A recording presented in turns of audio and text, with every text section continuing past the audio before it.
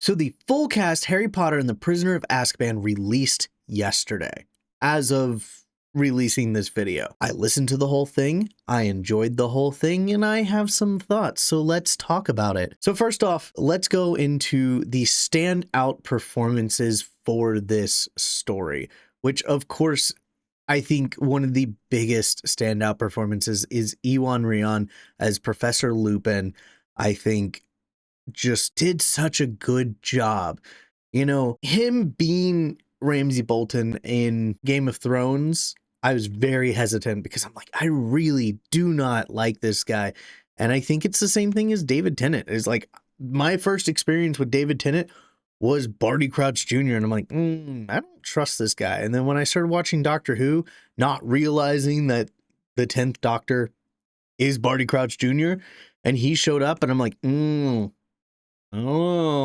don't know if he's going to be a good guy. He plays a great good guy, which is just a testament to their acting skills. But I think he brought it fully. Like the weight in one of the scenes where Harry is learning how to do his Patronus and he looks at Lupin, he goes, I heard my father that time. And Lupin, Iwan Rheon, goes, James? And just the weight that he puts in that just shows, like, you know, you heard James, one of my best friends who I thought, you know, I mean, it's hard enough that I'm working with his kid and I want to be close to him, but now you're hearing my best friend, your father, and it's just, you can feel the pain in Lupin's voice during that, which that's the thing. There's such subtlety to Lupin's character in this book where it's like, you know, there's a point where he goes to put his hand on Harry's shoulder and he hesitates. And there's moments where it's like, you know, he sees his best friend and Harry, but also probably sees Lily as well and is just, you know, just admires Harry for who he is. Another standout role is Shape Darisu. I think he fits the perfect voice role for Sirius Black, being the big, deep, dog-like voice. Like, when he speaks, it's like a bark. He kind of reminded me a little bit at some points, though, of Idris Elba's portrayal of Knuckles, like in his cadence of talking. Like, I don't even know a line that I could say, but it was, this is how I talk. Like, it's very hard to continue talking without emphasizing and pausing. I think is the best cadence example, but I think he did a great job. And honestly, I'm looking forward to later books where we get more of Iwan Rheon's Professor Lupin and also the next two books with Shape Darisu's Sirius Black, because they did such a good job. Now, talking about new characters and just a little bit of a disappointment, I think Saoirse Monica Jackson, I did not like her portrayal of Professor Trelawney, and it's quite unfortunate that I didn't like her portrayal because she is such a major player in the later books.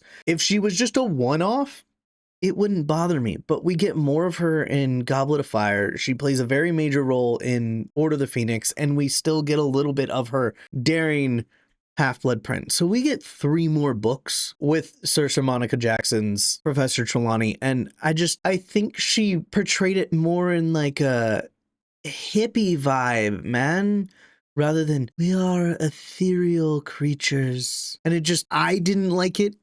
Some other people may like it more, but it definitely wasn't my favorite portrayal. I think Emma Thompson set the bar so well for, you know, the book description of Trelawney to the screen. I know a lot of people swear by Alan Rickman's Professor Snape, but I think Emma Thompson's Professor Trelawney was just perfect. But as with most of the movie casting, they're all a little bit too old for how young they really are supposed to be. But let's get into the other disappointment. I'm not mad about Matt Berry's performance as Sir Cadogan. I think he did a wonderful job. I think he did as good as he could have with that role. What I'm mad about and disappointed about is that's it. Sir Cadogan is only in Prisoner of Azkaban. I think he makes an appearance in a later book, but it's like one line, and it's just, I feel like with Matt Berry's unique voice, yeah, he was fun as Sir Cadogan, but that's all we get of him. Like, the very limited scenes that we got, it was just kind of like, why did we hire such a, like, good voice for such a small role? So those are my thoughts about some of the newer members, but I do have to say, I know some people aren't huge fans of Riz Ahmed Snape, but I think the further we get into this, the more I enjoy him. I think he does it in a good way. I know he's not Alan Rickman's Snape. I get it. I get he's not Alan Rickman's Snape. Nobody is going to be Alan Rickman's Snape. And if anybody who portrays Snape is smart, they're going to portray it differently. Because if you just portray Alan Rickman's Snape, then people are going to compare you and be like, well, you're not as good as Alan Rickman. But if you do it differently, like Riz Ahmed is, I think it's good. I think he did a good job. I do also have to give kudos to Cush Jumbo. I know a lot of people think she is very monotone and boring and hard to listen to because this is how she talks the entire book. But one thing I did say in my what to expect in this book is I think for this Quidditch scenes to be good, she has to be excited. And she did it. She was excited. Maybe not as excited as Jim Dale gets when he reads it. Stephen Fry, not as much. I did listen through the other two versions of the audiobooks before this came out, just to have all of them fresh in my mind so I could compare. And I think Jim Dale does the Quidditch the best. I think Cush Jumbo did a fantastic job. I think this was one of her best performances, but that's it on my kudos and disappointments when it comes to the voices in this. Now, I do have to say, this is the last set of books with the young actors. So Arabella, not Isabella Stanton. In my last video, I did say Isabella Stanton, but Arabella Stanton will no longer be playing Hermione. The other two will also not be playing part of the Golden Trio. We will no longer get young Malfoy, probably not have that laugh, which I don't know if you've noticed. If you listen to it, the laugh was very minimal in this. So I also felt like there was a lot less music and a lot less background noise in certain areas. Like there were some points where it was just quiet behind and I'm like, there's no music or background sound. So to me, this almost kind of feels like, why am I listening to this now instead of just the audiobook, which is fine. Like I know a lot of big complaints are too much background noise, too distracting. So they fixed it. A little bit less background noise. I think the Quidditch scenes were good. I think the first two Quidditch scenes weren't as good as they are as just listening to them without sound or reading it. But I do think the Slytherin match was by far the best. So that's just my opinion. Some other standout scenes I think were the Shrieking Shack, of course. That was one that I was looking forward to, is, you know, them telling the stories about being the Marauders. I think Hogsmeade was great. I think there was a little bit too much background noise, at least in the Three Broomsticks scene, where Harry, Hermione, and Ron are hiding behind a tree, and we're hearing about at least the Ministry perspective of what happened between Sirius and Peter Pettigrew. And there's just a lot of like background noise, which I understand, they're in a bar. It makes sense. But it was just a little bit too much. I think the Dementor scenes as a whole, I think were really good. It kind of fit the feeling. Like the best way to portray, you know, the darkness closing in is turn off all the sound and just have the voice.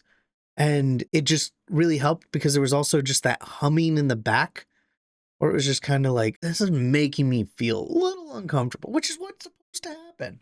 So I enjoyed it. I think it was good. I'm probably going to say, as of right now, this is not my favorite of the three that are out now. Prisoner of Azkaban is one of my favorite books. I did enjoy it. I did have a lot of fun listening to it. But I think as of right now, granted, I've only had one listen through of Prisoner. I'm going to listen to it a couple more times. Right now, Chamber of Secrets is probably my favorite. So let me know what your favorite out of the three that are released right now, and let me know your thoughts in the comments.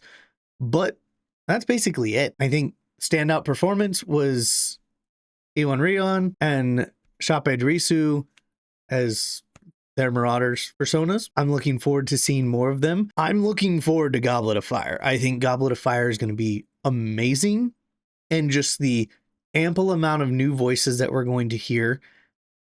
James McAvoy as Mad Eye Moody. Not sure if he is also going to be voicing Barty Crouch Jr. or if he is just voicing Mad Eye Moody.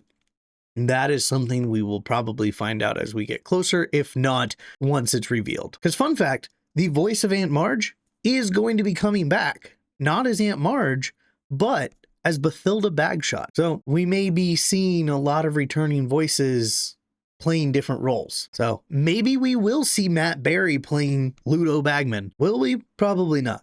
Should we? Absolutely. I think he's the goofy character who would do well with Matt Berry's voice. But let me know in the comments what you think about it, and make sure to like, subscribe, and sign up for my memberships. Without further ado, stay marvelous. Knox.